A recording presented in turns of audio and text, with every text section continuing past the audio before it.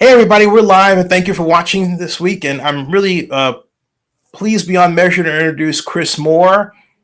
Heard a lot about him, running for Alameda County Supervisor. Chris, welcome to Zenny62 YouTube. How you doing? Great. I'm doing great. Thank you for inviting me. Outstanding. Hey, as everybody knows, uh, my policy is, whether you wouldn't think so for what I'm talking right now, is for me to say little and you say a lot. But I got to start by asking a question. Tell us who you are and what was the aha moment where you said, I'm running? And then also, what did you learn? What have you learned, as you've been on Yeah, the. sure.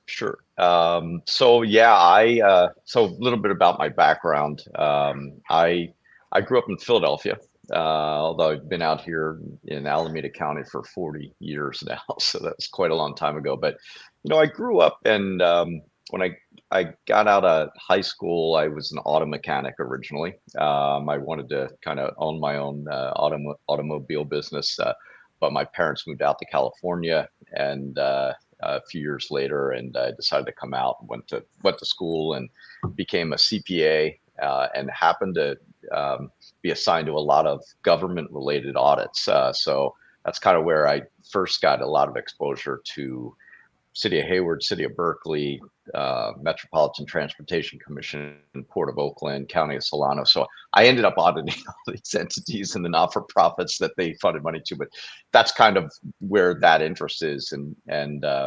But then I did a lot of international travel for work. I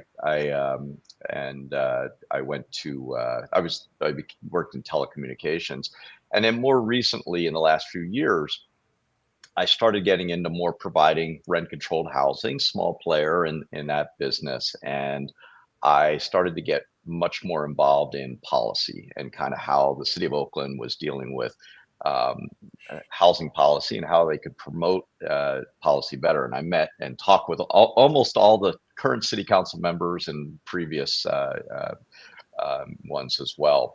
But I think in the last year, I started to get really fed up, as to many in the community here, just with not feeling safe walking around in the community, always looking over our shoulder, or afraid to go to a restaurant that your window is going to be stolen or broken, or your car is going to be stolen.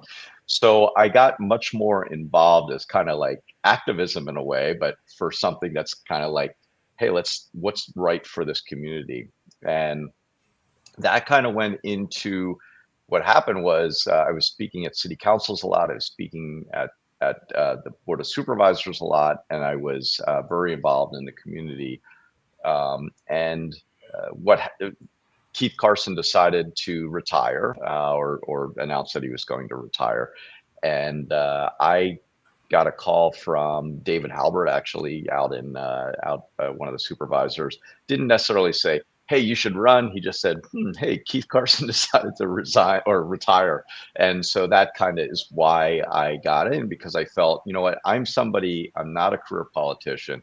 I'm somebody that's here that I want to do the right thing for the public, right? And do the right thing for the community. And that's not happening today with the career politicians. They're not doing that today.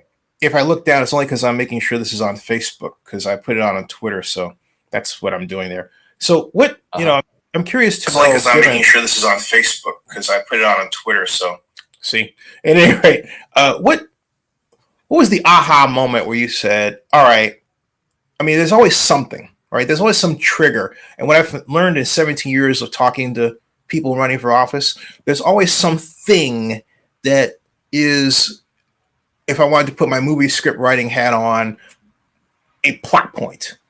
That Right. thing happened that's where you said, okay, I'm going to do this. For you, what was that thing? What happened? Yeah. The thing that comes to mind is that in addition to what I just mentioned, there were a lot of people in the community calling me and saying, you should do this, do this. But when I saw the leadership in city council here in Oakland and city council over in Emeryville, two of the most dangerous cities, in California, and they decided to run, that was really, for me, when you asked me that was the point. I was like, how can I let these people who are destroying our community try to get a promotion, right, and into the county and take these failed policies to the rest of the community. And that was really for me when I said, yeah, I'm going to get in this and I'm going to be different, and I'm not held down by all the political favors. And that was the aha moment. In addition to a lot of my friends encouraging me to get in, but that was really the moment when I was like, yeah, I need to do this. And that's when I did it. Yeah. What have you learned? Wow. So learned is it's a 90-hour in a week job. I mean, if you really want to win this and put in the effort, it's a lot of work, and you still never get done at the end of each day, right? So it's kind of, there's always something to do. I also think that one thing I learned is that a lot of the traditional career politicians, they sort of are saying the same thing. And,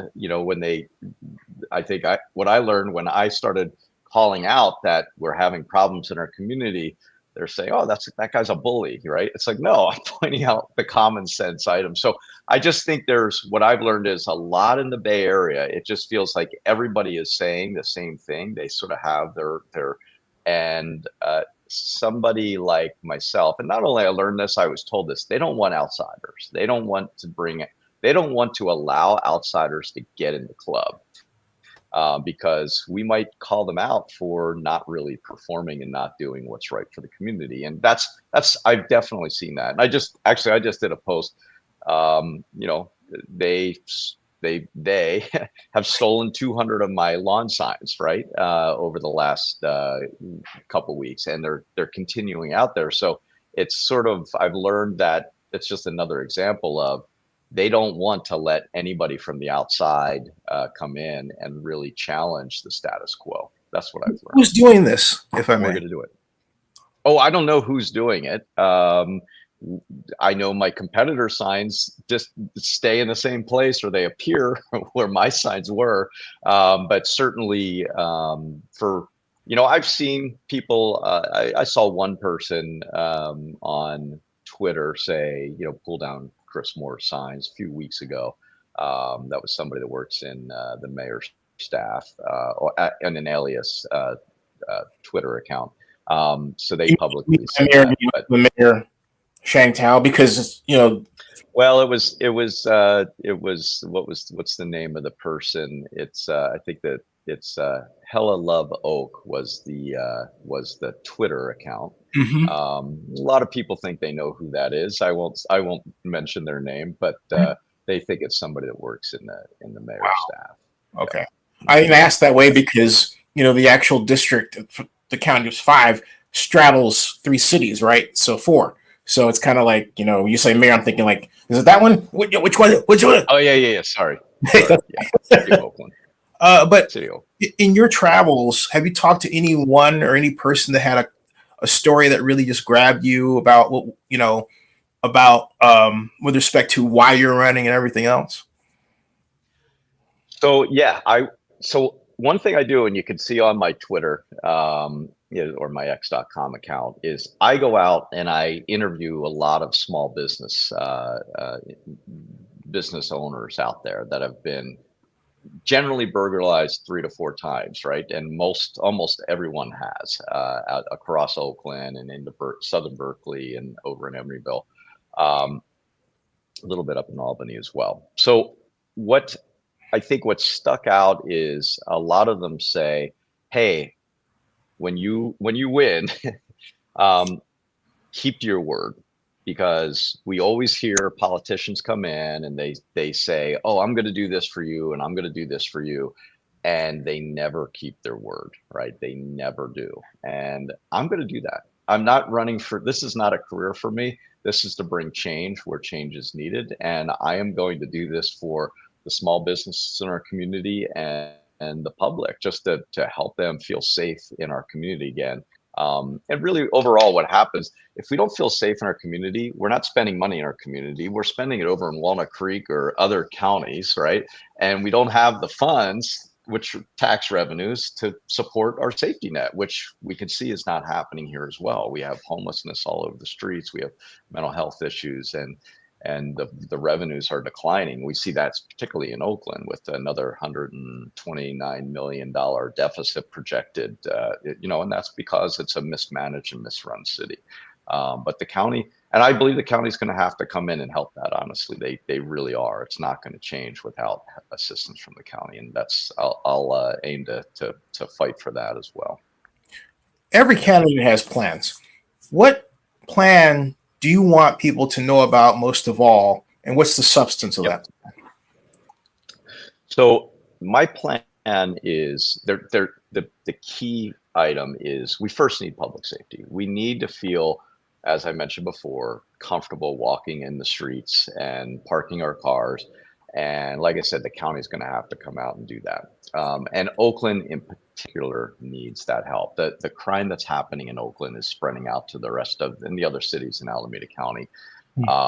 So the number one thing that I will do is first, and the city of Oakland leadership does have to accept any assistance from the county. It's not like where Gavin brought in the 120 CHP for a few days to he forced that on them basically.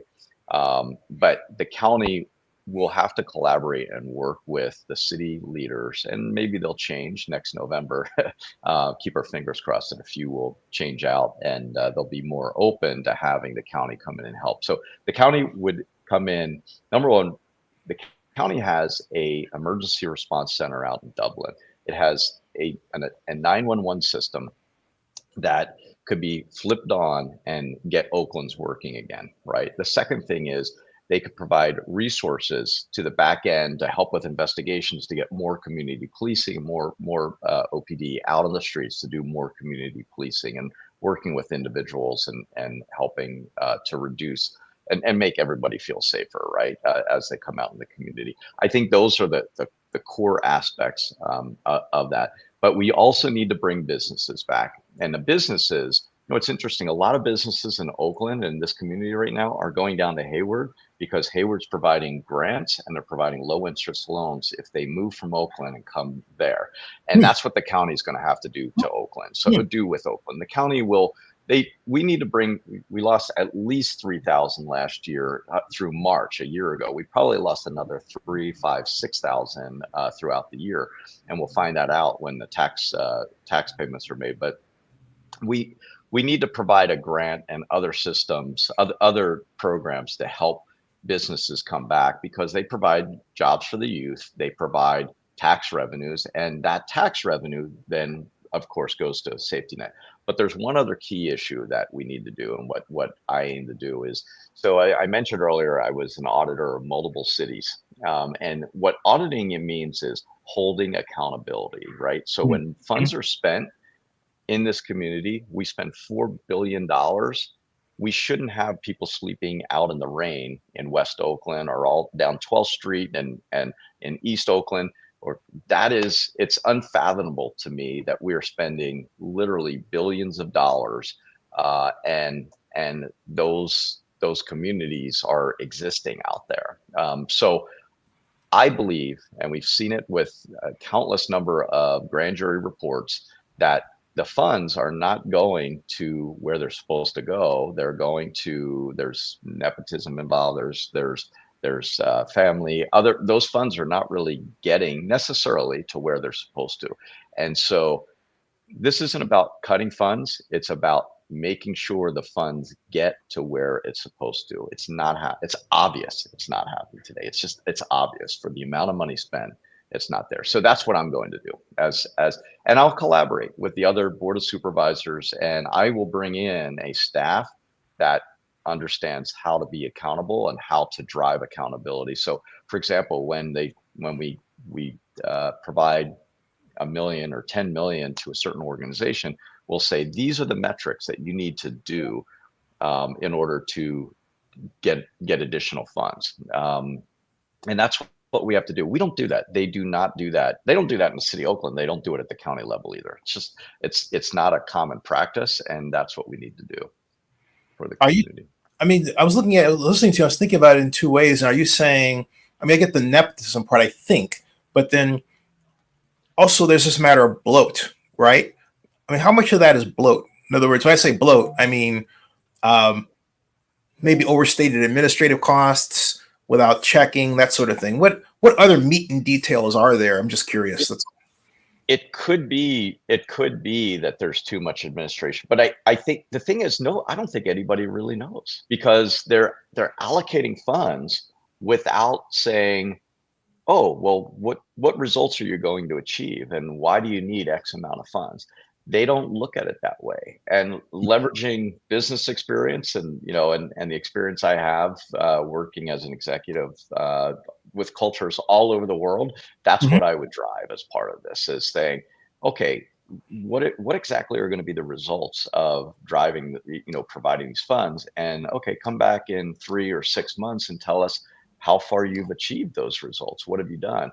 And then we'll see, if there is bloat and that type of thing. I don't. I think it's to me. I think it is. They're just not efficiently spending those funds. It's not. They're not. And maybe it is administrative. They're not finding a way to get it out to the community that is supposed to be receiving those funds. For some reason, it is not getting there. And I don't think anybody knows why, and that's what we'll have to implement and start working on. Hey, Chris, how, in your view, there's no right answer to this question. How do we get in this mess? I think we got in this mess by voting for politicians over and over, and we as a community, we vote on career politicians based on recommendations from other politicians. And what I've seen, and this is part of one of those learnings, when I was in forums and I was saying, hey, there's no accountability to the funds being spent, or there's a public safety problem, the rest of the people talking were talking about all the great things they've done over the last 6 to 8 years, and trying to make people believe that they're doing good for the community, when obviously, if anybody walks the streets or looks around or reads the paper, they've created a mess. And so the community has been, nobody like me runs in this race. I mean, you haven't seen somebody like me run in a race like this, meaning somebody that's calling out and saying, hey, we're not being accountable to the public. So that is because people like me when I started around, people were like, oh, you're crazy, you're nuts, you're going to be torn up, and it's like, well, I'm doing this not for me, I'm doing this for the public. And nobody does that in this community. Everybody else running, for the most part, they're doing it for their self-serving, right? They're looking for a promotion. Most three of the people running in this race are looking for a promotion, right? And so I think that is the issue, is that the public has become accustomed to just only having choices of worse or worser, right? And that is other politicians that have gotten endorsements from other politicians, and they have this little club that just is voting for, and they're doing the same thing. And as long as nobody points the finger back at them that they're causing the problem, they'll just keep getting promotions. So that's what I aim to stop. Why do people say, "Oh, you're going to get eaten alive," or "You're crazy"? I mean, what does that come from? What do you think? Do you So ask them? Hey, what do you? there's Yeah. well, I mean, I sort of, because I am a common sense candidate. I'm trying to, get into this club, meaning, I'm breaking into this club, and they're saying they're just going to kind of say horrible things about you because they don't want somebody like me to enter. So basically, everybody knows in politics, you sort of get in, and people will try to say, well, hey, you're doing this for X reason, or you're doing this for self-interested reasons. And I think that's what they mean by by getting torn up. And there's been people out there, they've certainly said things. They have no idea who I am, or they've never talked to me, and they say things that try to make me look bad. Hmm. But none of that stuff sticks, because they are it's mistrue. It's not true what they're saying out there. If you win, what will be the first thing that you do?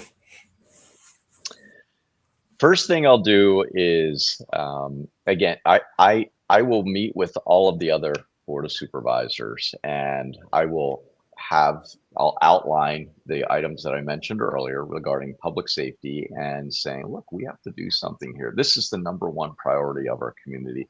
And interesting enough, you do hear Nate Miley is already in his campaign saying, hey, we have to support law enforcement. Which is what I was the first one to say this about 8 weeks ago. I think for most politicians in the community, I sort of opened the door to allow them to say, yeah, we have a public safety issue in our community. But I think I would definitely sit down with them and say, here's the key issue. We have to solve this problem, number one, and here are the solutions to doing this and what I'm about. But it is going to be a collaboration effort. I'm not naive enough to say, I'm not, naive to say, yeah, I'm going to change everything overnight and I'm going to convince everybody. It's going to take a lot of work. I have enough business experience to understand the same thing, but that's how things work. Do you have a favorite movie? Favorite movie?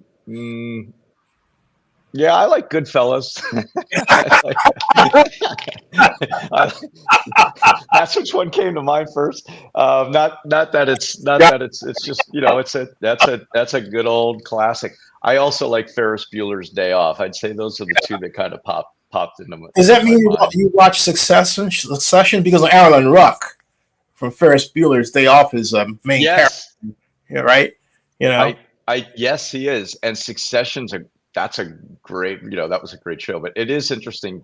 The first couple episodes, you see him, and you're like, where did I meet him before? Where do I know? Not meet him, but where did I see him before? And then you realize, oh yeah, it's the guy from, with the rich dad in Ferris Bueller's Day Off. He opens his mouth because he's got this graying beard, right? But then when he opens his mouth, it's Cameron, right? It's like, dude, who you are, right? Yeah, it's straight up, dude.